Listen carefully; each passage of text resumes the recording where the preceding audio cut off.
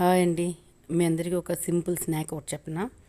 మన దగ్గర ఇడ్లీ పిండి కానీ దోశల పిండి కానీ ఏదైనా కొద్ది కొద్దిగా ఉండిపోయింది అనుకోండి, వాటిని సెపరేట్గా వేసేకన్నా రెండు కలిపి మిక్స్ చేసేసి మనం దాంట్లో అల్లం పచ్చిమిర్చి కరివేపాకు కొత్తిమీర క్యారెట్ ఇవన్నీ చాప్ చేసేసి ఫైన్గా దాంట్లో జీలకర్ర జస్ట్ ఉప్పు యాడ్ చేసేసి ఈ కుటకల తవా దొరుకుతుంది మనకి నాన్ స్టిక్ది, దీంట్లో మిక్స్ చేసి కొంచెం వెళ్తుండి అన్నిటినీ నింపండి.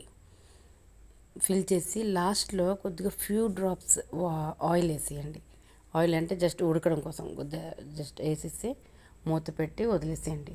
దీనికి ఇది చాలా ఫాస్ట్గా అయిపోయే టిఫిన్ కాబట్టి దీనికి ఏం చేస్తారంటే మీరు మూత పెట్టేశారు కాబట్టి ఒక 2 మినిట్స్ 3 మినిట్స్ మించి ఎక్కువ పట్టదు ఉడకడానికి.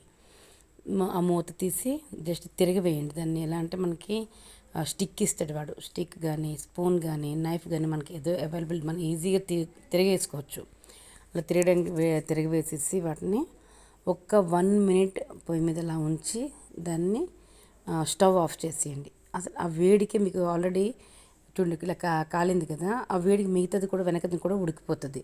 మనం వీలైతే ఆయిల్ వేసుకోండి, కానీ అంత అవసరం ఉంటే ఉండదు. జస్ట్ మీకు చెప్పడం కోసం ఏంటంటే ఆయిల్ తినేవాళ్ళు ఎక్కువ మంది ఉంటే అది కొద్దిగా వేసుకోవచ్చు అంతే.